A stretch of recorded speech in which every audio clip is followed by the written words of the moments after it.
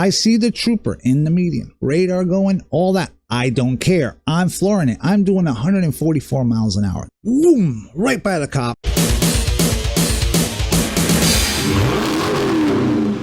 Sit back and relax. I'm finally back. This is Rip Roaring Garage. I'm Alex. And I had some big medical issues. In fact, I was poisoned. Be careful with your medication. One particular company, I'm not going to say anything yet because I'm still looking for a lawyer, but their medication has been contaminated. Do your research. Every single pill you get, look it up, find what it is and who makes it, and see if there's any lawsuits. That should give you an idea. That sent me down a nasty path. I almost didn't make it. All because of a little pill. Now, since I've been gone, a lot of things have happened. A lot of crazy things have happened. And I have still been watching videos. The craziness happening with dealerships and markups and whatnot. OC Motivator, part of the great. There are things that are kind of bigger going on. And I think that they're a bigger priority for people. These cars, the reason why they're not selling is, I was talking to a buddy of mine. It's 1974 all over, baby. And between fuel prices, interest rates, possible war, Cold Wars heating up, it is getting crazy. With the military being so depleted, and I almost didn't want to wear my own beret that I earned. This is Security Forces beret. Not to be confused with the other kind of SF. No, I was not that hardcore. But I thought, you know what? I got some cool stories. Rather than me yapping about brand new cars that I don't have the experience driving, because who does? They're brand new. I don't have the hours behind the steering wheel. So I'm going to tell you 3 stories. They're going to be automotive related, aviation related, military related, and a little bit of law enforcement peppered in there for that extra bacony flavor. So I'm going to start off with number 1. Now, this is not the fastest I've ever driven. However, it's close. So I'm driving in my Crown Vic. This is a brand new car at the time. I loved it. It was my first brand new car. I'm coming back home from leave, going back to Oklahoma. I'm somewhere in Missouri. Overcast, rainy, hail, which always gave me freaking anxiety because, you know, hail damage and all that. I think it was I-40 or I-44. The one that goes kind of diagonal straight into OKC. 70, 75, had 2 hours of sleep, 24-hour drive, and I'm in Missouri. All of a sudden, I see something corner of my eye. Like, oh boy. Now, that's the kind of thing that makes you want to floor it. I see the trooper in the median. Radar going, all that. I don't care. I'm flooring it. I'm doing 144 miles an hour. That is the fastest I think a Crown Vic can go. Boom! Right by the cop. I see him in the rearview mirror. Lights on, kicking his tail out, coming out. But I knew I'm not going to jail, even though I think over 100 miles an hour, that's criminal speeding. Yeah, that was the least of my concerns. This was life and death. I keep driving. Okay, it's been 10 minutes. This is a high-speed chase. I've been in a high-speed chase. No, I have not. We crossed the border into Oklahoma. We'll look up, clear sky. So I pull over. I get out. Hands are shaking. Reach in my pocket, grab me one of these, and I'm sitting there. Cop pulls up right behind me. He gets out of the car. He's shaking. And it's like, can I bum one of those? Yeah, sure thing, bud. Here you go. I saw 3 funnel clouds touching down. I don't do tornadoes. I didn't grow up in Tornado Valley. Hurricanes, for some reason, don't really scare me that much, but tornadoes and volcanoes. Yeah, that's like, nope, pass.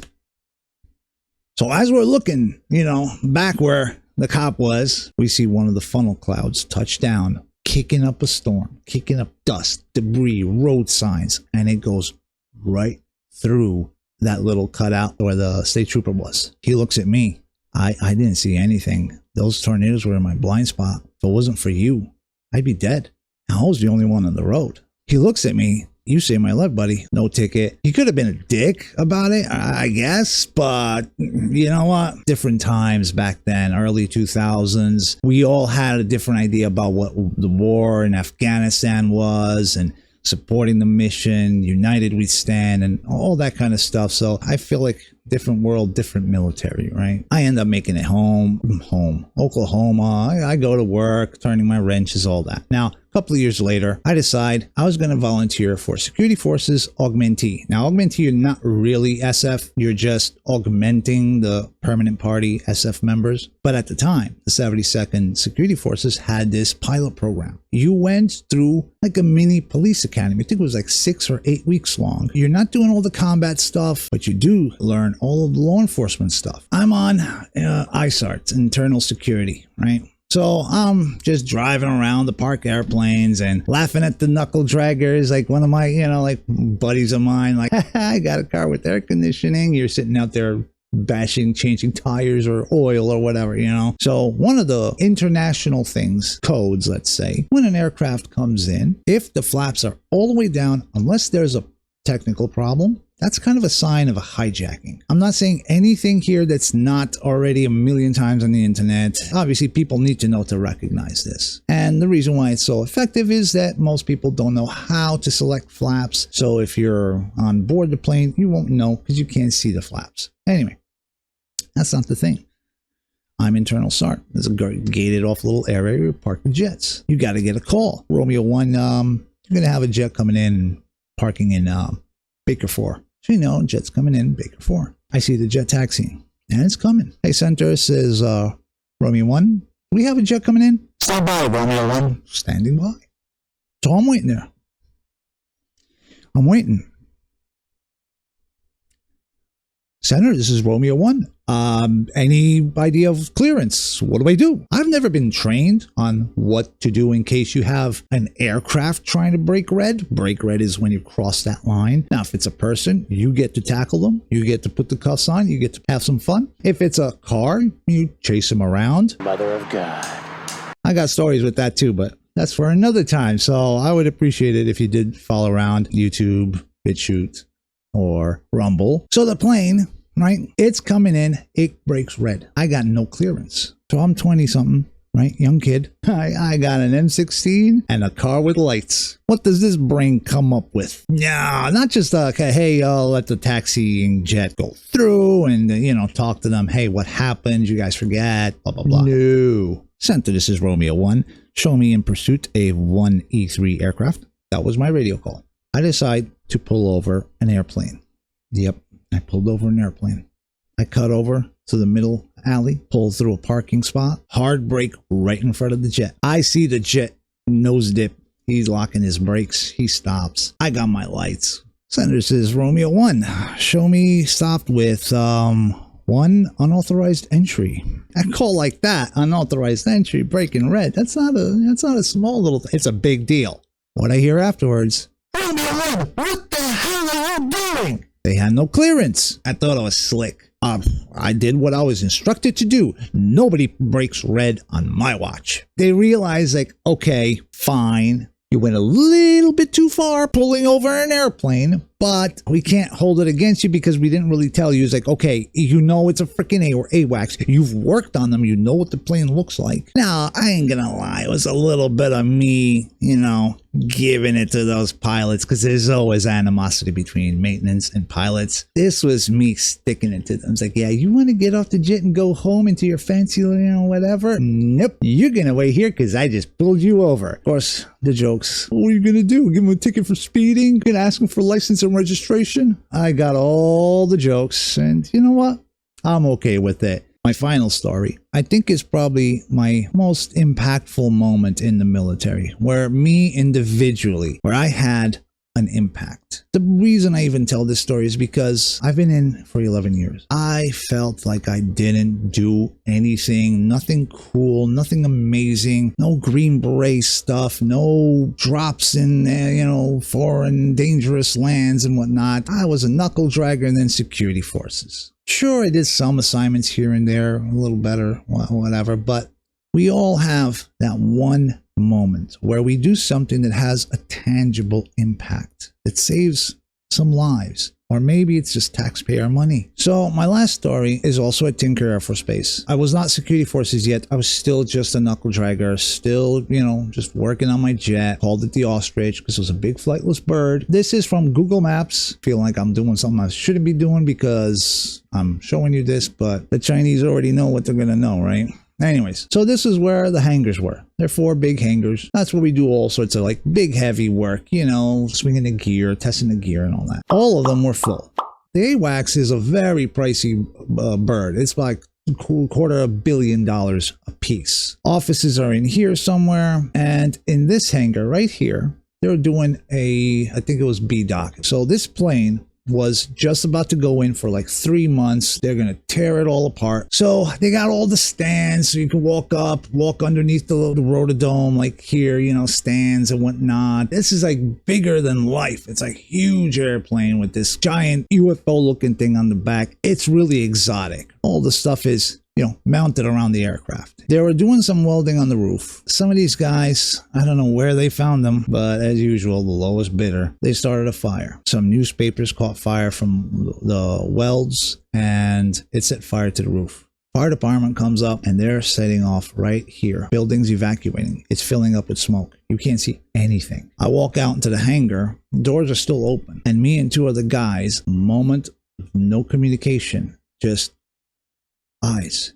That's it. He knows. He runs. But I knew he's coming back. He's coming back with something. Meanwhile, me and this other dude, we start taking stands off. They're not that easy. You got to unlock the brakes, turn the casters, and pull these things that usually 4 people move. For some reason, I found the strength to pull these suckers out. The jets go in tail first. So that meant all the stuff in front of the wings, you got to put it off to the side. Third guy, he comes up, brings the uke, what we call the tug. He comes in with the tow bar. By this point, we already had all the stands cleared. I'm starting to choke. The smoke is so bad, I can't see my hand. My eyes are burning. They're like running with tears, red. I'm hacking up a lung because this is some nasty smoke. Problem is, it's raining chunks of roof. This jet, I may not have been B-Dock. It may have been a landing gear swing test, which requires the aircraft to be loaded with fuel because this sucker had 120,000 pounds of fuel on board. One hot burning chunk of roof piercing through the wing. One of these buildings blows, next one blows, next one blows, and so on. And there you're looking at $1 billion, early 2000s dollars, plus the facility, plus the equipment, and possibly loss of life. So we're scrambling. We're the only ones left in this giant building. Everybody else evacuated. We finally hook it up. Normally you're supposed to have somebody upstairs riding the brakes in case the tow bar breaks apart. Somebody can stop it. Well, you know what? It don't matter. We want to get this jet, even if it rolls over here, it's away from the building and it won't blow up. And now I'm going to tell this a little bit from the perspective of, I don't know, about a couple of hundred people that were waiting here. Smoke is billowing out, and all of a sudden they see the lights from the uke. Here comes the uke through the curtain of smoke, nose of the jet, wings, rotodome, and all of it. And we pull it out and we swing it right out, right around here, right? Fire department goes in. Fire, it's not that bad. It's just that a lot of the stuff was falling and the aircraft was the big problem. Now, the wing commander, Colonel Benson, comes up to all of us. Little notepad. And I'm like, oh, God, am I going to go to jail? I'm going to go to Fort Leavenworth. I'm going to lose a stripe. Just got my freaking stripe. Don't bust me down. Takes our names and says, I'm going to put in a commendation for all of you for a silver star or something, bronze star, whatever. I did something. I did something worthy of the military, worthy of those that came before me and, you know, did great things. You can tell by the look on my face. That's not what happened. I got nothing. In fact, I ended up leaving this unit 552nd. I hated it. I wanted to get out so bad. And that's when I decided I'm going to cross train. But before that could happen, I had to do a little detour working on tankers. But eventually I would go.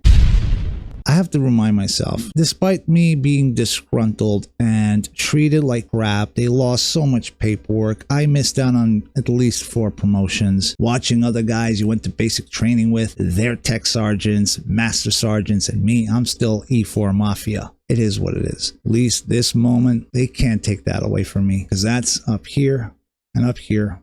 Back when the Air Force was, and the military in general, it was different. We went to basic, we were roughed around because we were at war. And even though it was a war, much like what may happen in the future where we don't really understand or don't agree with, at least we had that bravado and that pride. Anyways, let me know if you kind of like these stories. Comment below, but just don't go into anything that's, classified or anything. You got my email. If you want to tell me a story I can read here on air, car related or military related, and don't laugh too much at me from wearing my old beret. It's literally been 11 years since I put this thing on. I wanted to start telling some of these stories in case the worst comes to worst, because the economy has hit me. I have been disabled, injured, couldn't work. Basically, this is all paid for my mom, and she was fired for some downright straight up bullshit. Fight ain't over. And I'm doing my part, what I can. But I'm worried, because this is how people like us end up on the street while freaking illegals get hotel rooms and whatnot. It angers me, right? Fight ain't over yet. I'm, actually feeling better. Started to work out again. Gained a little bit of weight. That's that. So we still have the t-shirts. Speedboat. Unique design. It will help me a great deal. We got several different colors. I'm going to end it here because my head is boiling. All these lights and this wool beret is cooking the noggin. I appreciate you listening, because at the end of the day, many of you guys are my friends. I just figure, you know what? I'm going to tell a story like we're just hanging out. So I'm Alex. This is Rip Roaring Garage, where oil is still thicker than blood. Hand me a like, and I hope you have a great day.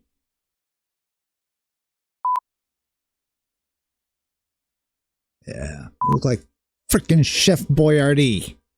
I just do it with my eyes closed. A little bit of law enforcement peppered in there just for flavor. And get that little bacony bits. Taxpayer money. Ugh.